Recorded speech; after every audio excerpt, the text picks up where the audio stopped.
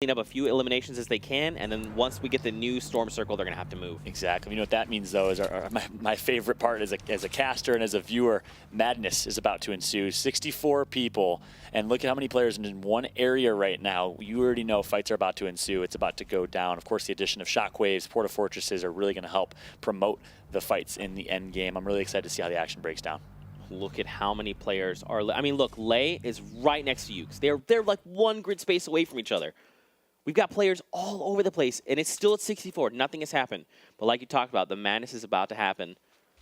We get a new circle. All right, so now this is where players start. They make the decision. Do I move now? Is it too soon? Do we just need to go secure a spot? You know, what do you think these players are thinking right now? Yeah, in this scenario, again, early rotation, the early bird gets the worm. I think could ever be more true when it comes to rotation. So what that means for those at home, a rotation means how fast you rotate and move to the center of the circle, the next storm or the next circle. And it looks like a couple players are going to do exactly that. Meanwhile, big fight going down here. Finally, the madness ensues. And it looks like Harmy and Co. go down. Lou gets taken out as well. One Splode took out 3 members. I'm not sure if that was 3 elims for 1. We'll, of course, get the updated scoreboard for you guys as soon as we can and towards the end of the game.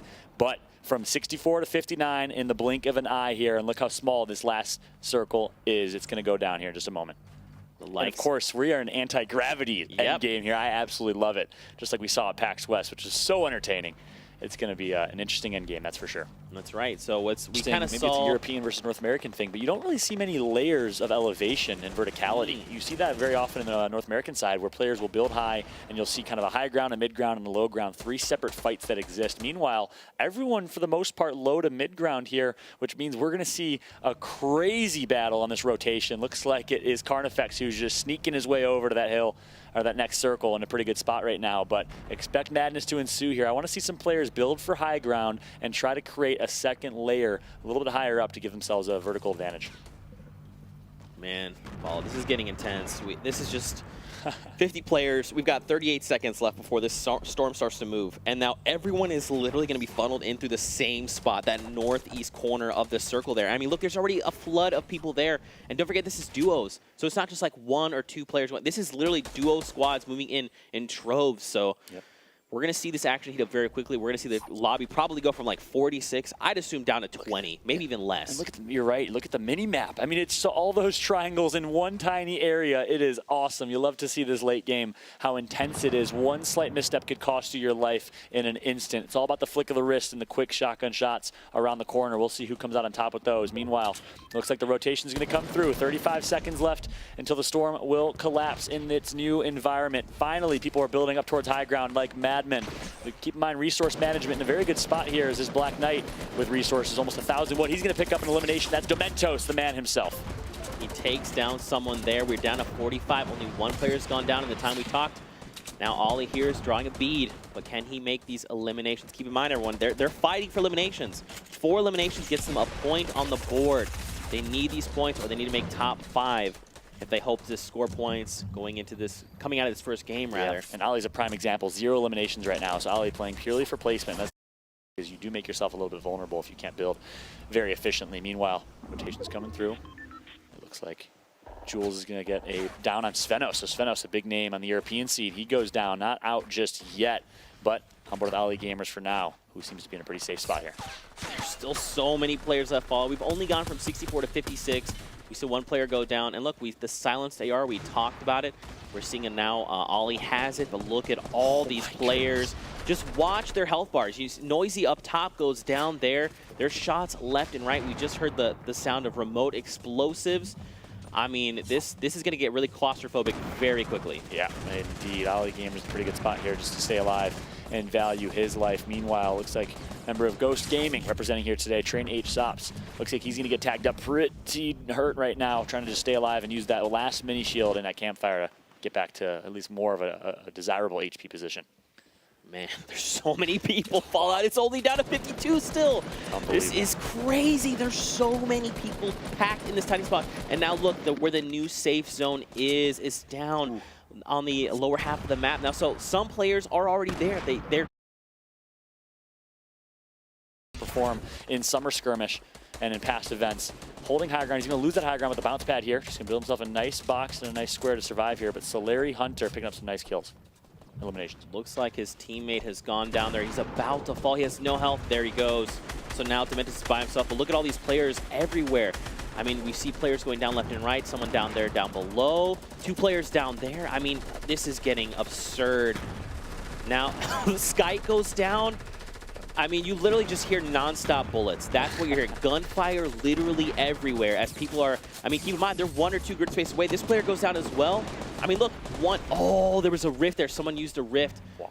But Hex couldn't get there in time, so they're going to be allowed to reposition while in midair. Oh, we've got a grappler out as well. Oh my gosh, I didn't even think about a grappler in these situations. Game. Unbelievable. It is absolute warfare, absolute madness. You called it perfectly. I liked what I saw. I believe it was actually this squad here that held high ground, was able to get a nice headshot elim immediately on whoever that was peeking for just a moment. So if you team fire, and one thing we're talking about often is team firing in duos can be very efficient. Looks like the jump head's going to be missed there. Oh, no. Finally hits it. He should be okay. Oh, no. Lothar goes down. He's lost in the storm. Windwalker took the L. Now we're down to 26 players. This lobby is very quickly getting thinned out.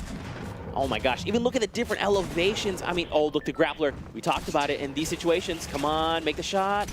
Look at this. You're just very quickly able to navigate these fights. And look, he lands on a med kit. To a med kit. What? Okay, Merry Christmas, grapplers. My, oh my.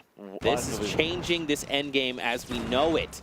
Absolutely love it. I'm looking to see who has a Shockwave or a Porta Fortress, because that would be massive in this late game scenario. You could easily, especially with the bounce pads of the Porta Fortress, you could easily get someone outside of the storm and make some plays there. Impulse grenades, of course, playing a big impact as well. No eliminations picked up as of yet. Finally, it's going to be 7, SSK 7 picking up 1. Hunter grabs another here in the Solari squad. Is heating up. Oh my gosh. You know what I didn't even think about as well? Is with the addition, so if you're new to Fortnite, what we call it owning the wall. It means that you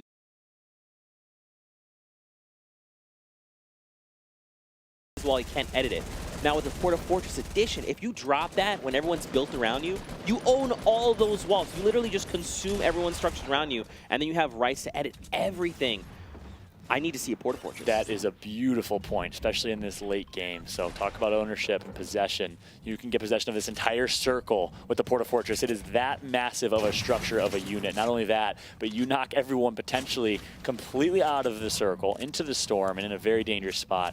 If anyone held on to that Porta Fortress, we saw it way earlier. I'm not sure which team that was and if they still have it in their possession, but that would be a game changer. Look at that high ground. Number 32 there. And look at his grenade launcher being used, so some GLs are going to come through here. Not going to connect for a exploded elim just yet, but nicely placed right there from Hunter. Oh, that's a grenade. Oh my gosh, a grenade just came in there. Solary Kinstar goes down. Jam side got him. SSK has eliminated Kinzel there. Windstrike Meow eliminates Hex. 10 players left. I mean, look at this player. They have 6 eliminations, Fallout. If they get 2 more, that's 3 points. Hunter is on fire right now, just capitalizing every moment when he can. Yep. Again, we're down to 10 players. In the Solary squad, we talked about him a little bit in the pregame, performing so far. 6 elims, down to top 5 in players as well. Keep in mind, look at the right of your screen here. 2nd and 3rd place will get you 2 points. You want to survive for that 2nd place finish or 3rd place finish. Down to, look at this. Things are just happening left and right. Down to 7. Again, back over to Hunter. He has 6 eliminations. That in itself is huge. That's 2 points going to hit the board. If he even just waits till 1 more elimination, that's going to be 1 point coming out for making just a top 5. I mean, oh, do you see the Shockwave grenade? Oh my goodness. Is it on the ground? Yeah, it's right there. Okay. Is he going to be able to grab it, though? He's not going to get it off. Can you believe it? And then he gets the elim with the trap right after. Oh, but he's, okay, so he did find elimination. There's 4 players left in the game. The circle is closing and everyone's falling down. Sorry, Rift to go here. Oh, someone goes down. Okay, so this is it. We've got 4 players left. 1 is down. I believe we're going to go to a heal off. It's happening. Oh no, GMAS is doing everything he can. There's a player there. Wait. Wow. Wait, he didn't realize it. He literally landed on top of GMAS. He did not realize it. That was his teammate. No, it wasn't. It was someone else. Oh, it was a different number. He got the elim on. He landed and took down the player on the right. So that means Bowman taking it to a heal off. Wow. With 3 eliminations on the board. So keep in mind, he does not meet the 4 elimination threshold. But man, he gets a victory out. That's 3 points on the board. Now, here's the thing. Don't forget, these eliminations are totaled per team. So per duo. So if the duo can find 4 eliminations, I mean, if both